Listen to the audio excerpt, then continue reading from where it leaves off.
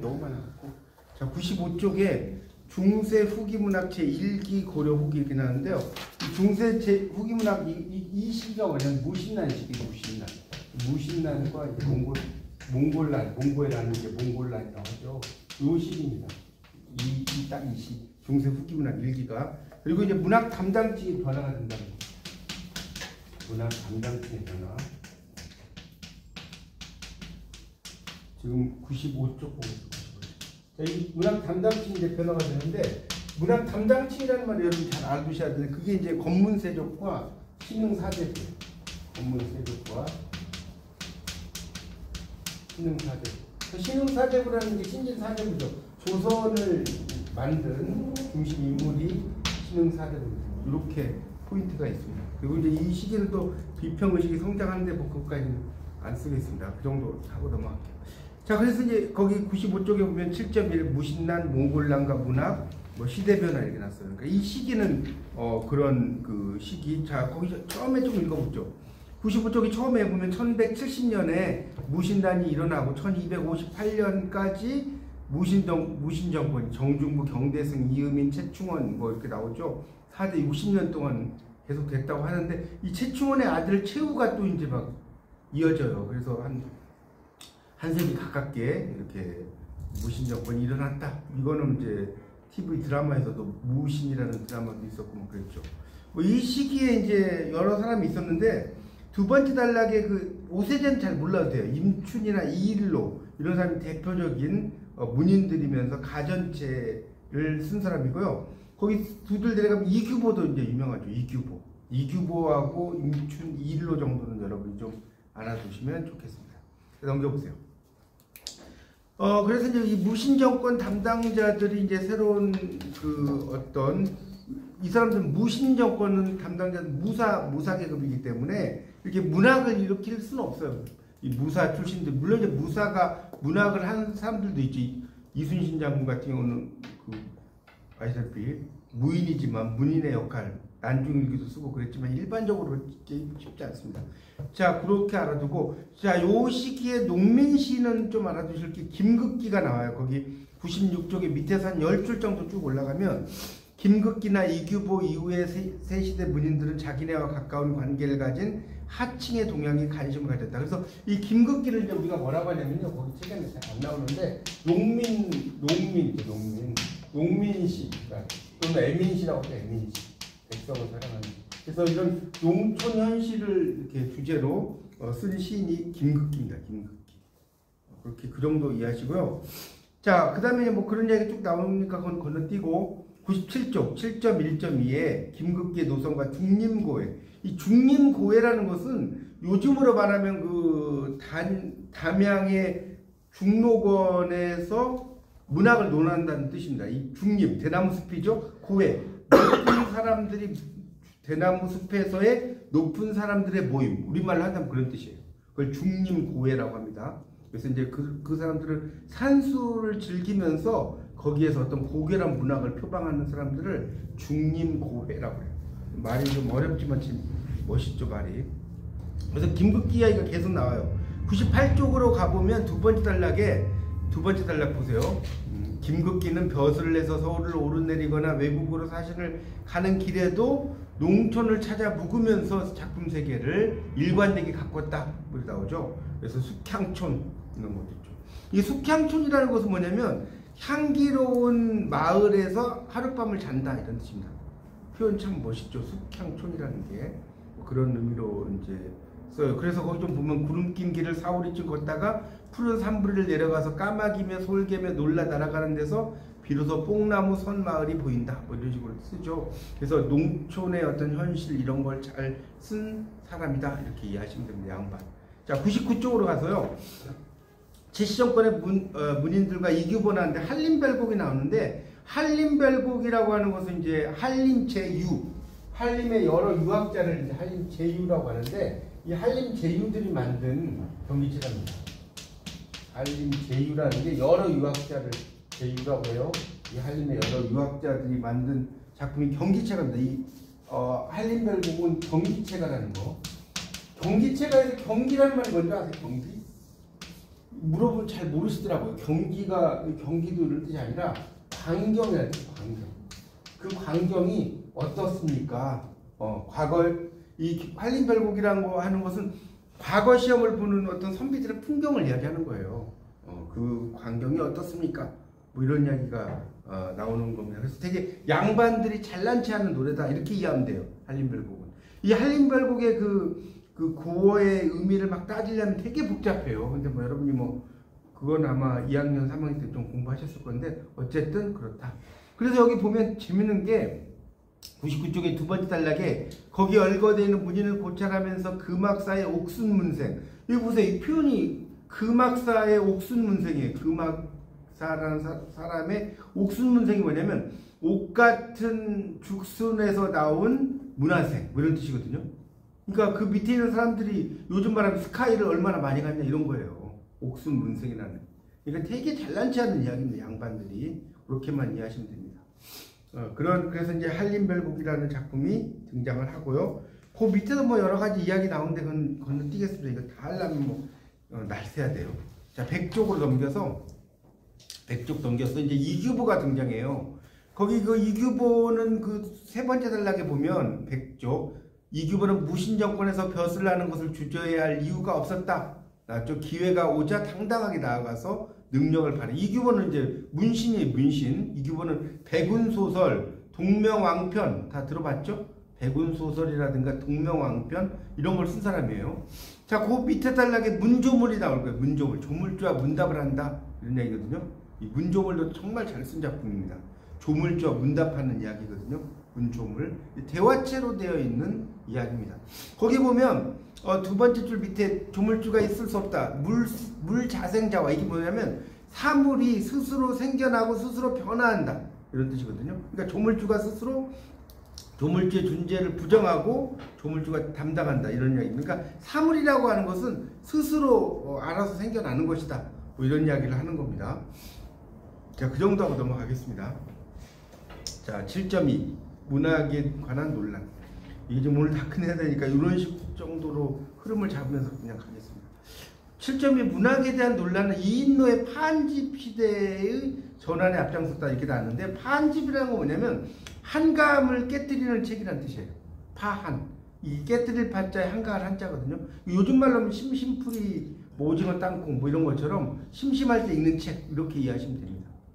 파한집. 근데 보한집이라는 것도 있어요. 이제 이건 이인노의 파한집이고 여기 책에 나온지 모르겠는데 최자라는 사람의 보한집이 있어요. 보한. 이거는 이제 파한집의 내용을 보충하는 책. 그걸 보한집이라고 해요. 최자에 보한집도 있습니다. 여기 이제 파한집도 있고 보한집. 자, 그것도 참고로 알아두십시오. 이인노는 파한집이고요. 그래서 거기 그 102쪽에 보니까 102쪽에 두 번째 단락 첫째 줄에 보니까 이인노는 고인을 본뜨는 게 중요하지만 고인이 이루지 못한 신의가 뭐냐? 새로운 뜻이란 뜻, 새로운 뜻. 거기 써보세요. 신의. 새로운 뜻을 창출한다. 그러니까 이 신의라는 건 뭐냐면 이전에 이루어지지 않은 새로운 어떤 내용 이런 걸 집어넣는 걸 되게 좋아했어요. 예전에 있는 걸 답습하는 게 아니라. 거기서 신의에서 두 줄 내려가면 용사란 말 있죠. 용사를 정묘하게 하는데 이렇게 나왔잖아요. 용사란 말이 뭐냐면 용사 뭔지 알아요? 용사?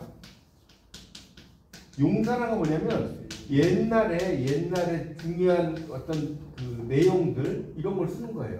고사성어라든가 이런 걸 쓰는 것을 우리가 이제 용사라고 합니다. 이건 아마 공부 안 하시면 잘 모를 거예요. 그러니까 그 세상에 나를 알아주는 이가 없다. 채치원의 투야오 중에 뭐가 나와요? 새로 소지음이란 말 들어봤어요? 몰라요? 새로 소지음이라는 게 소지음. 세상에 나를 알아주는 사람이 좋구나. 지음이 뭐냐? 배가와 종작이 이야기는 알죠? 배가 종작이 몰라요? 배가가 검은고를 연주를 하는데 종작이가 좋구나 뭐 이러는데 나중에 종작이가 죽어요. 죽으니까 배가가 검은고줄을 끊어버리잖아요. 내 소리를 알아주는 사람이 없으니까 내가 검은고를 연주하면 뭐 하겠느냐? 그래서 지음, 나를 알아주는 사람이 지음인데 이 지음이라는 것을 한시에서 등장을 시켰죠. 이런 걸 뭐라고 한다고요? 용사라고 하는 거예요. 용사. 용사라고 합니다. 그래서 그런 그 고전에서는 특히 한시 같은 경우는 옛날에 중요한 어떤 고사성어라든가 이런 걸 가지고 와서 막 잘난 체하는 이야기. 이게 되게 많아요. 자, 이 정도만 하고 넘어가겠습니다. 자, 그다음 103쪽. 그래서 이제 이규보는 그래서 이제 어떤 그 독창성을 상당히 강조했다는 겁니다. 거기 어디 나오냐면 103페이지에서 한 5째 줄 단락이 넘어가면 쭉 내려가 보세요. 이규보가 문장의 독창성을 주장하고 사회를 비판하는 문학을 하자고 한 지로는 민족의식의 고양과 연결된다. 고양. 여러분, 고양이라는 게 뭐냐? 고양. 높을 고자에 떨칠 양자예요. 고양한다. 민족의식의 고양 이런 말 쓰거든요. 높이 떨치는 거, 이건 고양이라고. 민족의식의 고양이란 말 되게 많이 쓰거든요. 높이 떨치는 거. 이건 한자 좀 써놓으세요. 그래서 동명왕편도 이제 주몽 이야기 아니겠습니까? 그런 걸 이야기한다. 이렇게 이야기하고. 최자의 보완집이 나오네요. 103쪽의 마지막 단락 보시면 최자의 보완집. 그래서 파한집을 보완한다. 이야기 나오죠. 이런 것들이. 그래서 이제 이런 파한집이나 보완집은 여러분이 얼핏 생각할 때는 무슨 뭐 이야기라고 생각할 수 있는 이야기가 아니라 비평서예요. 비평서라고 써놓으세요. 파한집이나 보완집은 그래서 시를 짓는 일화에다가 어떤 시평을 곁들여요. 파한집은 비평서 정도 알고 넘어가겠습니다. 네, 그렇게 이해하시고요. 그 다음에 이제 105쪽. 다른 건 또 건너뛰겠습니다. 105쪽. 아마 여러분이 이런 식으로 이렇게 흐름만 잡아도 나중에 이제 시험 보실 때 도움 많이 되실 거예요. 105쪽에 한 3번째 단락 정도 내려가 볼게요. 한국의 한문학이 중국 것에 비해 지니고 있는 불리한 조건을 극복하는 방법을 제시했다. 문학 창작의 높은 경지에 이르는 일반적인 과정을 말하기도 했다. 하면서 여기에 이규보, 김시습, 박지원 나오죠. 되게 유명한 사람. 여러분 조선시대의 문학 4인방 있어요. 문학 4인방 들어봤어요? 이거 고소설론가 작가라고 여러분 3학년 2학기 때 이거 안 배우셨나? 거기에 나오는데 이규보, 김시습, 박지원 그 사람 누구 있어요? 한 명 더 있는데 한 명 더 허균이 들어가요. 허균까지 포함해서 문학 4인방이라고 합니다. 문학 4인방. 여러분이 국문학을 공부했는데 이규보, 김시습, 박지원, 허균을 잘 모르겠다면 간첩에 그렇죠. 국문학과에서는 엄청나게 유명한 작가들입니다. 그렇게 이해하시면 돼요. 뒤에 나오는 거는 그냥 넘어가겠습니다. 시간 관계상. 여기 뭐 106쪽에 보면 그 세 번째 단락에 시를 다룬 내용이 많은 점에서 여공패설. 이게 이제 이 여공패설이라는 작품도 있어요. 여공패설. 그게 이제 이지연의 여공패설인데 저희도 대학원에서 공부할 때 막 이런 거 막 원문으로 다 읽고 막 그랬었어요. 근데 여공이라고 하는 게 뭐냐? 패설이라는 것은 그냥 이야기라고 보시면 되는데 여공이 옹자가 늙은이 옹자고 역자가 상수리 역자예요. 상수리 역자. 여러분이 여공패설은 아는데 이게 뭔 뜻인지 잘 모르실 건데 상수리를 줍는 늙은이라는 뜻이에요. 이건 뭐 상식으로 알려드릴게요. 그래서 나중에 이제 그 이재현이 할 일이 없으니까 도토리 같은 거 주워가지고 이제 생활하면서 뭐 일상의 이야기를 써놓은 거다. 이 정도 알아두시면 좋을 것 같습니다. 자, 107쪽에 불교문학의 새로운 경지가 나오는데요. 그래서 이제 이 시대는 불교문학이 조선시대에 중요한데, 진울과 해심이라는 사람이 등장해요. 거기 두 번째 단락에 보면, 진울, 동그라미 쳐봐요. 진울 되게 유명합니다. 진울은, 이 사람은 도노와 도노점수라고 들어보셨는지 모르겠어요. 돈도점수. 그래서 이 진울이라고 한 사람은 일종의 실천에서 구체적인 어떤 깨달음을 얻는 그런 걸 강조한 사람이 진울이에요. 진울. 이론보다는 실천에서. 그러니까 불교의 어떤 이론 이런 것보다 실천. 그래서 이 실천이니까 뭐냐? 선종이에요. 거기 보면 진울 바로 밑에 줄에 보면 나오죠. 기존의 기족 불교를 비판하고 선종을 내세웠다. 여러분 선종과 교종에 대해서 제가 저번 주에 좀 설명을 드렸는지 모르겠는데 복습 다시 한번 할게요. 교종과 선종은 뭐가 다르냐? 교종은 경전이에요. 경전. 이 경전이 메인이에요. 이 중심이고 그 다음에 참선은 스키다시요. 그래서 경전을 많이 읽는 쪽에 포커스가 둔다면 이 선종은 참선 중심. 이면서 교종은 경전은 스키다시예요. 요즘 만나면 일식집에 가서 그래서 참선이 중요한 거예요. 선종. 참선하는 거. 이제 메디테이션이라고 하죠. 명상이라고 하죠. 이 영어로. 그러니까 영어를 이걸 번역을 할 때는 명상하고 또 참선 또 다르거든요. 근데 이제 마땅하게 번역할 게 없어요. 그래서 선원, 참선하는 그곳 제가 예전에 강화도에 가서 한번 선원에 가본 적 있는데 그냥 우리말로 메디테이션 센터라고 써놨더라고요. 명상하고 다른데 적당한 번역이 없으니까. 어쨌든 이 선종을 강조했다 이렇게 이해하시면 되겠습니다. 그래서 그 107쪽의 밑에서 두 번째 단락 첫째 줄을 보면 말이나 글에서 벗어나야 된다는 거예요. 여러분 불림 문자에 들어봤어요? 거기 두 번째 줄에 말이나 글에서 벗어나야 한다고 그 밑에 불림 문자 있죠? 107쪽 밑에서 한 여섯째 줄이 나오는데 불림 문자가 이심전심하고 똑같은 말이에요. 문자로 되지 않는다. 불림 문자, 심심상인, 여마미소, 여마시중 이게 다 들어가는 거예요.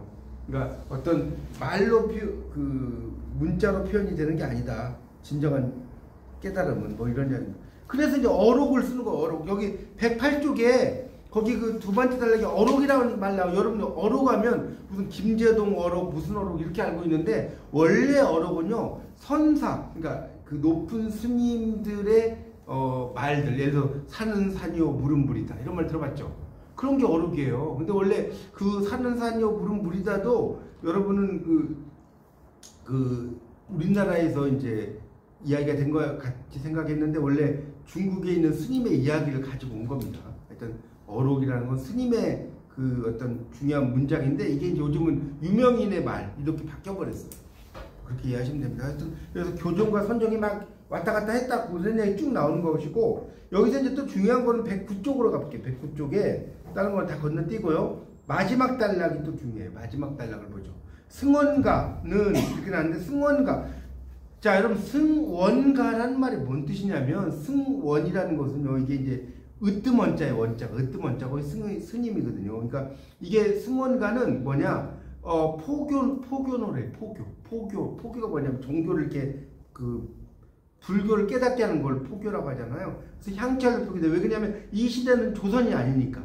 향찰이라고 하는 것은 향가를 이제 기록을 하는데 한자로 표기한 거예요. 우리말이 없으니까 음부분과 뜻부분을 넣어가지고 그래서 그 다음에 이제 가사의 시작을 알렸고 나홍삼까지 나왔는데 여기는 이제 안 나오는데 자세히 그러면 진정한 가사의 시작은 뭐죠? 진정한 가사 여기는 지금 가사의 시작 이런 거고 이게 지금 뭐라고 했습니까? 승원가예요. 승원가. 그 다음에 진짜 가사의 출발점이 뭐죠? 이거 바로 나오셔야 돼요. 이게 상춘곡이에요. 이 정극인이라는 작가의 상춘곡이라는 봄을 감상하는 작품. 이게 이제 진짜 그 가사의 하이라이트입니다. 여러분 이제 국문학 공부하면 이제 방송대에서 공부하면 문제가 뭐냐면 이렇게 이제 습자지지식이에요. 습자지지식. 그러니까 공부를 해도 이렇게 이제 공부를 하면 뭐 제가 이야기했죠. 그러니까 그 다음 학기가 되면 뭘 배웠는지는 당연히 생각이 안 나고 무슨 과목 공부했는지도 생각이 안 나요. 무슨 과목 공부해. 그러니까 여러분 공부를 할 때는 이런 상춘곡이라든가 관동별곡, 삼위 이런 원문을 다 읽어보셔야 돼요. 나 원문 읽을 실력이 안 된다면 현대어로 다 번역돼 있어요. 그런 걸 읽어보셔야지 실제로 실력이 늡니다. 자, 그 다음에 이제 동명왕편과 제왕운기가 나오잖아. 이게 이규보라고 아까 110쪽에 말씀드렸죠. 이규보가 그런 어떤 그 동명왕을 민족의 영웅으로 내세워요. 동명왕편 나오죠. 제왕운기까지 몰라도 돼. 동명왕편. 그러니까 이 중세 보편 뒤에서 동명왕을 민족의 영웅으로 내세웠다. 이 정도만 이해하십시오. 뒤에는 건너뛰겠습니다. 이거 뭐 다 할 수는 없으니까. 자, 그 다음에 113쪽으로 갈게요. 113쪽의 두 번째 단락이 삼국사기. 이거 누가 졌죠? 김부식이에요. 김부식. 정사인데 그 삼국사기에 빠진 부분을 적었다 해서 뭐라고 했어요? 삼국유사라고 하는 거예요. 유사라는 거 제가 설명드렸죠. 그래서 거기 그 113쪽의 밑에서 한 8째 줄 좀 올라가면 밑줄 치세요. 삼국유사는 중세 보편주의를 독자적으로 구현하는 중세 후기의 가업을 다각도로 수행해서 탁월한 성과를 이루겠다. 이런 있죠. 삼국유사는 그 밑줄 쳐놓으세요. 중세 보편주의를 독자적으로 구현하는 중세 후기의 가업을 다각도로 이제 이야기했다. 이 정도 하시면 되겠습니다. 그리고 넘어갈게요. 7.5, 114쪽. 사람의 일생 서술. 자, 사람의 일생을 서술하는 방법은 이건 필기를 하셔야 돼요. 워낙 중요하기 때문에. 이건 115쪽에 좀 써볼게요. 사람의 일생 서술 방법. 자, 이 사람의 일생 서술하는 방법은 고대에는 뭐가 있었냐? 설화가 있었어. 설화 들어보셨죠? 옛날 이야기 쉽게 말하면 이게 중세로 가요. 중세로 가면 뭐냐? 전이 돼. 전. 무슨 전 이런 거 나오죠? 이 전이 된단 말이에요. 허생전 뭐 이런 것처럼. 그 다음에 이게 전이 근대로 가면 뭐가 되냐? 소설이 되냐. 여러분 이거 알아두면 되게 유리합니다. 소설을 어디서 나왔냐? 설화에서 나온 거예요. 옛날 이야기에서. 자, 고대 설화, 중세 전. 무슨 전 있죠? 홍길동전 무슨 전 있잖아요. 박시전 다 이 전이잖아요. 그렇죠? 그게 근대로 가면서 소설로 바뀐 겁니다. 자, 그렇게 이해하시면 돼요. 그 뒤에는 건너뛰겠습니다. 그래서 전이 116조. 이 전이라고 하는 거는 이제 전하는 이야기예요. 뭐 어떤 사람의 무슨 전이 있었다 이렇게만 이해하죠. 여기 116쪽, 117쪽 막 길게 써놨는데 그냥 저는 어떤 가문에 대해서 이제 내력을 서술하는 것도 있어서 이 가문의 내력일 때는 뭐겠어요? 가전이겠지. 맞죠? 그 116 첫째 줄 봐요. 전에는 한 가문의 내력을 서술하는 것도 있어서 가전이라고 한다. 이런 말 나오지 않습니까? 그렇게 이해하시고요. 117쪽 7.5.3로 가면 자기 자신에 대한 성찰이라고 나오지 않습니까? 자기 자신에 대한 성찰이라고 해서 이게 이제 나를 돌아보는 거, 셀프 리프렉션 이렇게 돌아보는 건데 그런 이야기들도 이제 많이 나온다는 거예요. 나를 이렇게 돌아보는 거. 특히 이제 여기 보면 117쪽에 7.5.3의 다섯째 줄에 보면 이규보의 백운거사전이 나왔죠. 이규보의 호가 백운이에요.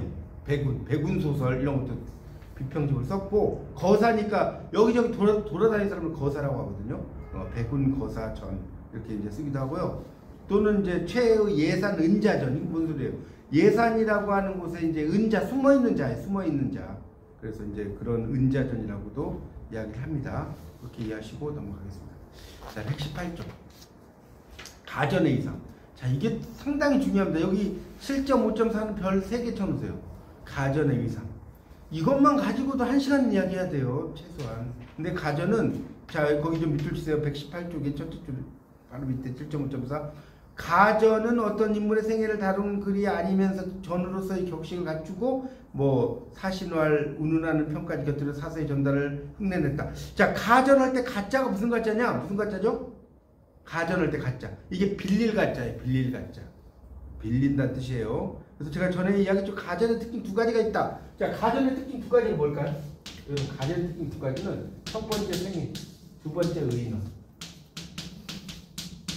그래서 내가 국순전 이런 거 이야기 안 했어요? 국순전, 국선생전 이게 다 술이 사람이야. 국선생도 사람이고요.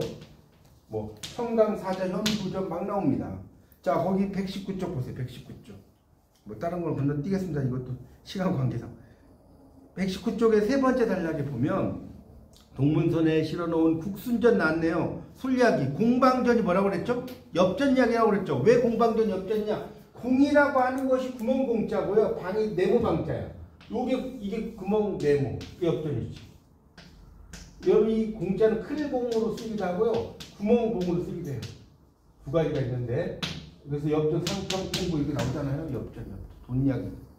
공방전. 임춘의 작품이에요. 아까 임춘 중요하다고 그랬죠? 무신난에서 피해를 입은 귀족의 잔존 세력에 속해서 이제 거기서 이제 글을 썼고요. 공방전, 돈을 다뤘다. 거기서 좀 내려가면 이런 말 있죠. 국순전은 술을, 공방전은 돈을 다뤘다. 이러 나오고요. 그 밑에 이규보의 국선생전도 있고요. 청강사자 현부전 있죠. 이게 이제 시험에 되게 잘 나옵니다. 국선생전에서는 술을 다루고 정강사자 현부전에서 뭘 다뤘느냐? 거북이를 다뤘어. 이걸 1번 거북, 2번 자라 이런 식으로 나올 수 있어요. 거북이를 다룬 게 청강사자. 사자라는 게 심부름꾼이죠. 메신저. 그런 것을 이야기하고 있습니다. 그래서 이제 그런 여러 작품들이 가전에 전한다. 자, 그렇게 이해하시면 될 것 같고요. 그 다음에 이제 여기 또 나와요. 작품 120쪽. 120쪽에 그 두 번째 줄 보면 죽존자전. 이게 죽이 대나무 죽전에 대나무. 빙도자, 얼음 빙자에 얼음. 이렇게 의인화 있다는 거예요. 그렇게 볼 수도 있습니다. 그 다음에 이제 소각가사와 소각부라고 이제 해서 소각가사와 소각부라고 그 밑에 이제 있을 거예요. 그러니까 이 소각가사라고 하는 건 우리가 이제 고려사 악지에 뭐 아악도 있고 당악도 있고 소각도 있는 소각이라는 건 민간의 노래를 이야기하는 거예요. 이 속이라는 게 속세할 때 속자 아닙니까? 그래서 거기 보세요. 120쪽의 마지막 단락을 보니까 마지막 단락 봐요. 악은 당악, 소각으로 이루어졌다 이런 말 있죠. 악이 뭐냐? 까다로운 절차에 공연되는 거. 여러분 그 궁중 음악 보면 정말 인내심 테스트하는 거죠. 뭔가 왕한테 막 노래를 부르는데 되게 재미없어요. 악 보면 이런 상황에서도 졸지 마라. 인내심 테스트하는 이야기예요. 까다로운 절차, 뭐 공연. 그다음에 당악은 비공식적인 행사에서 쓰이는 음악, 그걸 당악이라고 그래요. 그래서 당악은 그 정도 이해하면 되겠고요. 그 다음에 소각은 이것도 비공식적인 행사인데 이건 이제 국내의 음악이에요. 국내 음악. 당악은 비공식적인 행사는 맞는데 이건 중국에서 들어왔어.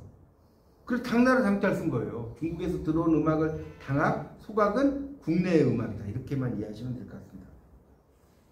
자, 그래서 이제 어쩌고 저쩌고 남은 건너뛰겠습니다. 자, 121쪽 마지막 단락이 중요한데, 자, 이제 악장가사에 있는 순서대로 정석가, 청산벽이 쭉 나올 거예요. 이게 이제 고려가요의 작품들입니다. 정석가. 정이라는 악기와 석이라는 악기를 가지고 이야기하고, 청산별곡은 너무 알죠? 살월이, 청산의 살월이랐다. 서경별곡. 서경이 평양이죠. 서경별곡. 삼호곡은 어머니 생각한 노래. 쌍화점이 뭐예요? 쌍화점. 여러분, 쌍화점이 뭔지 아세요? 쌍화점 모르시네. 이게 만두가게 이야기, 만두가게 이야기. 요즘 말은 도트락만두. 왜냐면 쌍화라는 게 쌍으로 핀 꽃이라는 뜻이에요. 여러분 만두가 이렇게 보면 이렇게 막 꼬여 있잖아요. 뒤에가. 그냥 그래요. 그래서 쌍화예요, 쌍화. 만두가게 이야기라니까. 쌍화점이. 이상고. 이거는 서리를 밟는 이야기. 이게 이제 밟을 리자의 서리상자거든. 이런 게 이제 다 남녀 상열지사예요. 만전춘별사. 이것도 남녀 상열지사입니다. 여기 책에는 이게 국문학 역사는 조금 이제 재미가 없는 게 뭐냐면 작품들이 별로 안 나와요. 그러니까 이거 원래 작품들이 막 나와야 되거든요. 그러니까 만전춘별사는 그런 거예요. 얼음 위에 대나무 자리를 얹고 님과 내가 얼어 죽을 망정 정을 준 오늘 밤은 늦게 가면 좋겠다. 뭐 이런 이야기 나오거든요. 그래서 이게 남녀 상열지사로 이야기가 됩니다. 그 정도 하고 넘어가겠습니다. 자, 그래서 이제 제가 남녀 상열지사라는 게 122쪽을 보세요. 122쪽에 두 번째 단락의 넷째 줄에 보면 남녀 상열지사 이런 말이 이거 네모쳐 놓으세요. 남녀 상열지사. 엄청 유명한 말입니다. 그러니까 남자와 여자가 서로 기뻐하는 노래. 이 기쁠 열자거든요. 열자가 한자 열자가 마음 심자 있는 거 보이죠? 이 기쁠 열자. 자, 그 정도. 그 다음에 이제 소각가사 유형에서 이제 그 밑에 처용가도 있고 막 여러 가지 나옵니다. 근데 여러분이 아마 또 어려운 단어가 뭐가 있냐면, 자, 122쪽에 밑에서 5줄 올라와 보세요. 이색이 그런 행사를 노래한 시 구나행의 소재가 되었다 이런 말 있죠. 구나가 뭔지 아세요? 구나가 뭔지 아시는 거? 구나행. 이거 아시면 엄청난 국문학적인 실력이 뛰어나신 분인데 뭐냐 알려드릴게요. 구는 쫓는다는 뜻이야. 쫓는다. 나라는 것은 사악한 것을 쫓는 노래. 자, 이걸 이제 다른 말로 축사라고 하는 거예요. 축사. 국문학은 이게 이야기할 것이 무궁무진해요. 국문학은 사악한 것을 쫓는다. 우리가 뭡니까? 여기 뭐지? 처용가가 축사잖아요. 세벌 발기단에 밤들이 논이다가 들어서 자리 보곤 가라리 내이어라. 이렇게 나오죠. 자리가 4개인데 둘은 내 것인데 둘은 누구의 것인가 본디 내 것이지만 빼앗은 걸 어찌하니 하면서 결국 이게 이제 얼핏 볼 때는 뭡니까? 아내가 외간 남자와 이렇게 뭐 정을 통한 이런 이야기가 아니에요. 여러분 그거는 1차적인 뜻이고 이거는 이제 아내가 역병에 걸린 모습을 그렇게 표현한 거예요. 그래서 그것을 이제 쫓기 위해서 사악한 걸 쫓기 위해서 쓴 게 바로 처용가입니다. 자, 그 다음에 이제 오른쪽 보세요. 오른쪽 여기 123쪽에도 보면 쭉 내려가 볼게요. 동동이라는 이야기는 또 안 할 수가 없어요. 동동을 순서로 들었다. 자, 동동이 뭐냐? 동동이 여기 동동 들어봤어요? 네. 이 뭐예요? 동동 들어보셨어요? 네? 월령치, 월령치. 1월부터 12월까지 노래인데 이 동동의 뜻이 뭘까요? 동동 뜻이 뭐예요? 동동의 뜻. 이게 둥둥이, 둥둥. 북소리. 북을 둥둥 친다는 뜻인데 1월부터 12월까지 쫙 나옵니다. 근데 이것도 이제 해석이 엄청나게 분분해. 제가 대학원에서 고려가 연구라는 과목을 들었는데 야, 이 동동이 우리가 일반적으로 아는 관점을 훨씬 넘어가더라고요. 하여튼 그 이야기 하려면 또 너무 길어지니까. 동동이라는 게 월령체고 그래서 그 여러 가지 상징적인 게 많습니다. 그렇게 이해하시면 될 것 같고, 또 정제란 말 하나 설명드릴게요. 여기 123쪽에 보면 마지막 밑에서 7째 줄에 사설을 보면 동동에는 궁중의 정제에서 하는 송도 이렇게 나와요. 정제. 정제란 말이 되게 많이 나와요. 정제. 이 정제라는 게 뭔지 아세요? 정제. 이렇게 써있어요. 이거 좀 써놓으세요. 이거 뭐 시험에는 안 나오지만 국문학과 나왔는데 정제가 뭔지를 모르면 안 돼요. 재주를 뽑는다는 뜻이에요. 그러니까 임금 앞에서 막 춤을 추거나 이렇게 하면서 내 재주를 뽐내는 거야. 그래야지 나중에 또 높은 위치로 올라갈 수 있겠죠. 그걸 정제라고 해요. 여러분 이제 뭐 읽다 보면 정제란 말 되게 많이 나와요. 이게 재주를 뽐내는 거구나. 그런 것을 알아두십시오. 그런 이제 여러 가지 작품들이 있습니다. 그래서 정말 국문학 중에 가장 재밌는 것 중에 하나가 제가 볼 때는 고려가요. 여러분 고려가요를 공부하면 와 진짜 너무 재밌어, 너무 재밌어. 거기 124쪽 보세요. 124쪽에도 보면 쌍화점 나왔죠. 두 번째 단락. 그 쌍화점이 만두가게에 갔는데 그 가게 주인이 내 손목을 잡았네. 뭐 우물에서 두레박을 건졌는데 용이 손목을. 그러니까 고려의 완전한 타락을 이야기하는 게 쌍화점이거든요. 고려가 다 썩었다. 그걸 이야기하는 게 쌍화점이에요. 그렇게 이해하시면 되고요. 거기서 이제 제가 말하는 게 나오죠. 그 밑에 단락에 여자, 상대방 남자, 여자가 주고받은 말인데 여기 보면 여자를 유혹한 남자는 쌍화점의 회회. 여러분 회회가 뭔지 아세요? 회회 아비할 때 회회. 이게 요즘으로 말 아랍인이 아랍인. 외국인인데 아랍 쪽의 사람을 회해라고 그래요. 삼장사의 사주, 절, 그 다음에 우물용. 우물용은 임금이에요, 임금. 술집 아비는 이제 일종의 유흥업소 요즘 말하면 대표죠. 다 썩었다는 거예요. 그렇게 이해하시면 됩니다. 고려가. 그 다음에 이제 비두로기, 유구곡, 그 다음 단락. 비둘기죠, 유구곡. 그 다음에 상저가는 이게 방아 찢는 노래입니다. 언노래는 이라는 게 어머니라는 뜻이죠. 어머니. 여러분 그 사무국이 어떻게 시작된 줄 아세요? 사무국. 호미도 날이지만 낮같이 들 리가 없다. 호미도 호미하고 낮 뭐죠? 그림 안 그려도 되겠죠? 낮이 훨씬 잘 된다는 거예요. 아버지도 부모지만 어머니의 사랑에는 미치지 못한다. 자, 그러니까 호미는 아버지를 의미하는 것이고 낫은 어머니를 의미하는 거예요. 그렇게 이제 이 어머니의 사랑을 이렇게 낫에다가 비유를 해요. 표현이 기가 막히죠. 이런 겁니다.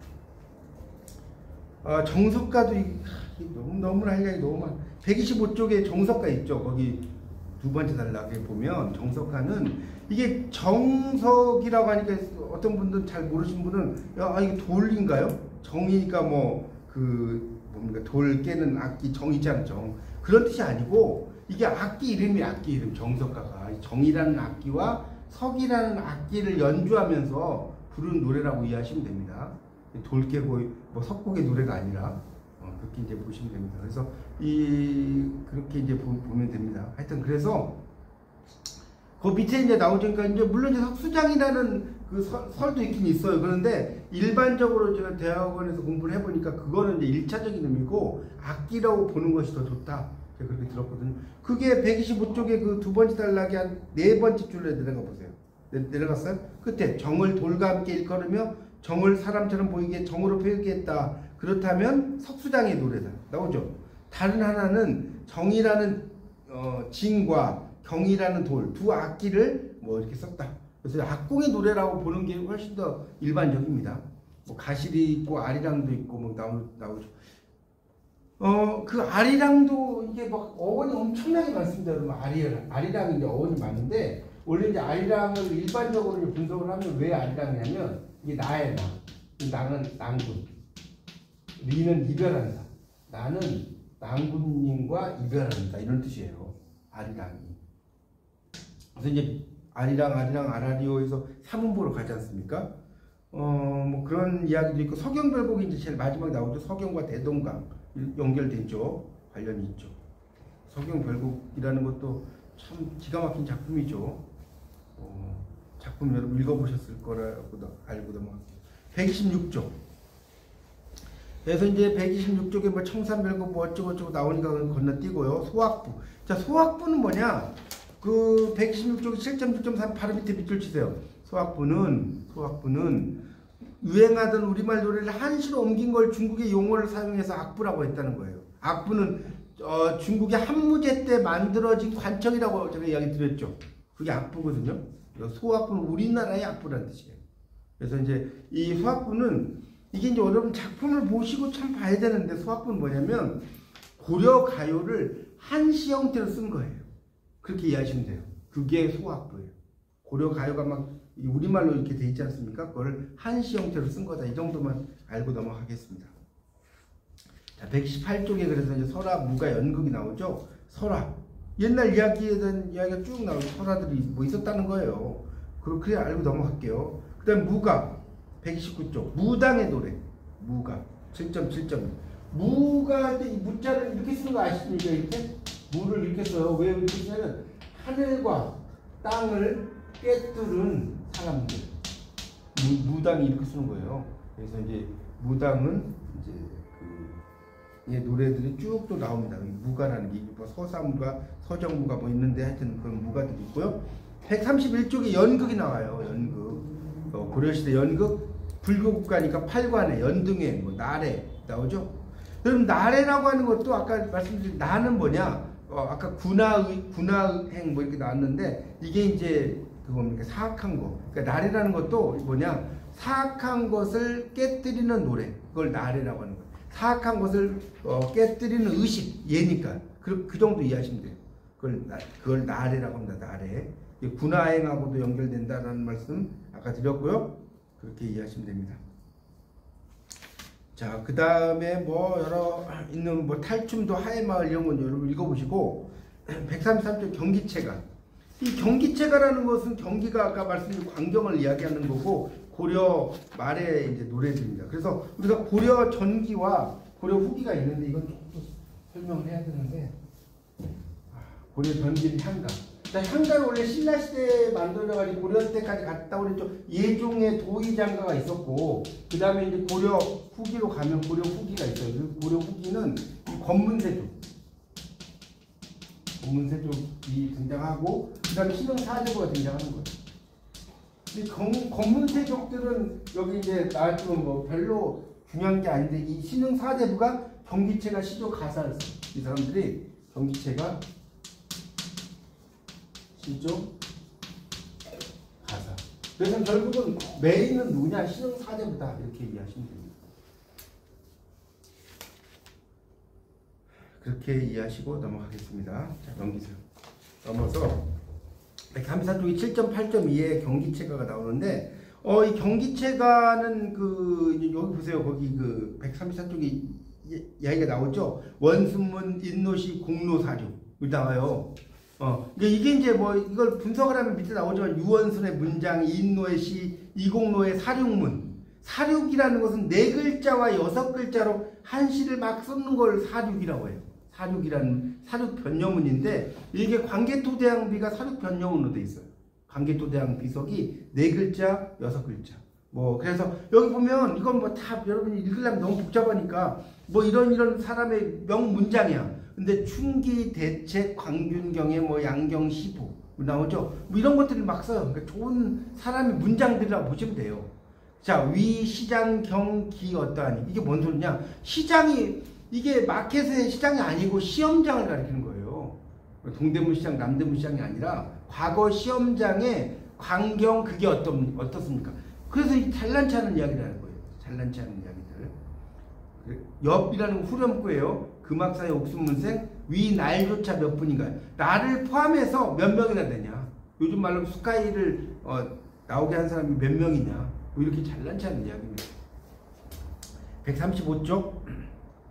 그래서 그 작품은 총 8장이고요. 135쪽입니다. 두 번째 단락에 셋째 줄 나오죠? 8사람이 한 장씩 지어서 8장이 됐다. 그래서 쭉 나오는데 여기서 이제 재밌는 거는 그 135쪽의 두 번째 단락을 볼까요? 뭐 1장부터 쭉 나와요. 술도 나오고 꽃도 나오는데 그 다음 단락 셋째 줄을 보세요. 제 5장에 꽃 나오죠. 이때 꽃은 꽃이 아닙니다. 여인을 가리키는 거예요. 그냥 겉보기에는 꽃을 이야기했지만 실질적으로는 여인을 이야기해 또는 이제 기생을 의미하기도 하고요. 자, 6장 음악이 쭉 나오죠. 그런데 8장으로 가볼게요. 8장 그 밑에 남녀가 손을 잡고 함께 그네를 타고 노는 광경을 노래했다 그런 어쩌고 나오죠. 자, 이게 이제 학부 수준과 대학원 수준의 공부의 차이가 뭐냐면 학부에서는 여러분이 이게 이제 8장에 보면 이 남녀가 그네 탄다고 나와요. 남녀가 그네 탄다고 나오는데 이게 저도 대학원에서 논문까지 제가 읽어봤는데 이게 남녀가 그네 타는 게 아니더라고요.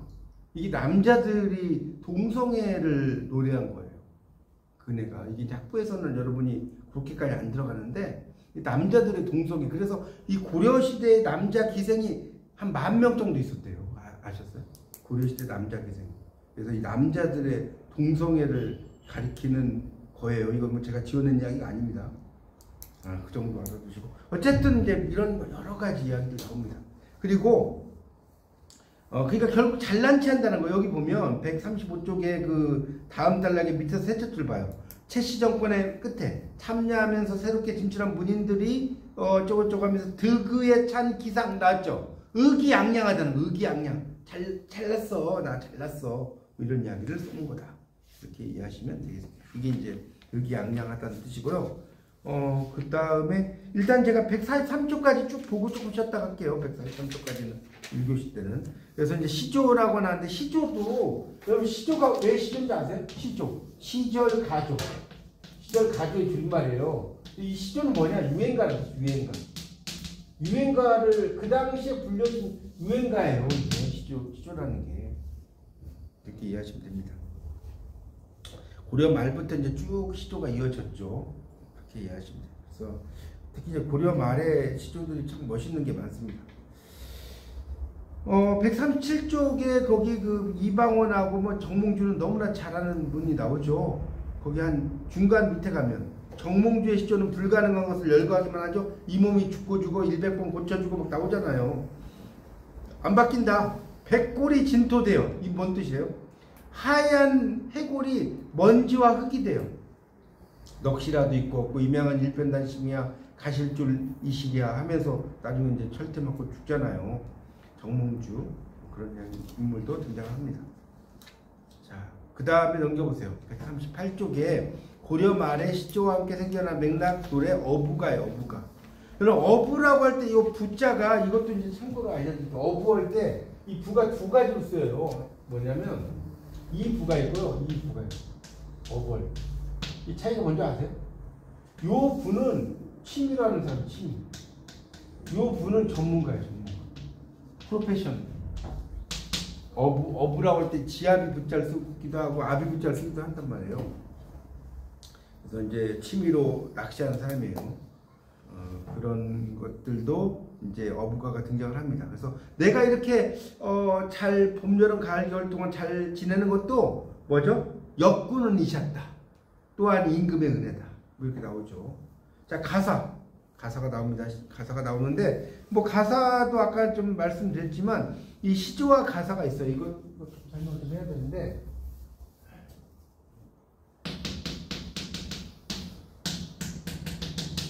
자, 시조는 단위가 짧아요. 가사는 장기가 길어요. 시조는 서정시, 마음을 노래하죠. 가사는 교술시, 가르치려고 해요. 교술시라고 하죠. 뭔가를 가르치려고 하는 게 가사입니다. 시조는 마음을 노래하는 거. 그렇게 이해하시면 됩니다. 여기 뭐 길게 나왔는데 그 정도 알고 넘어갈게요. 그리고 이제 사대부 문학의 방향과 문제의식이 140쪽부터 나옵니다. 사대부들의 문학의 방향. 고려 말이기 때문에 조선이 되기 전이잖아요. 141쪽에 중간 정도 가볼게요. 중간. 이런 뜻이 다음에. 사대부의 진출과 성장은 고민에 찬 과정이었다. 이런 말 나오죠. 사대부의 진출과 성장. 자, 고려가 없어지면서 조선이 등장을 하는데 그게 이제 고민에 찬 성장이 되었다는 것이 쭉 등장을 하고 있습니다.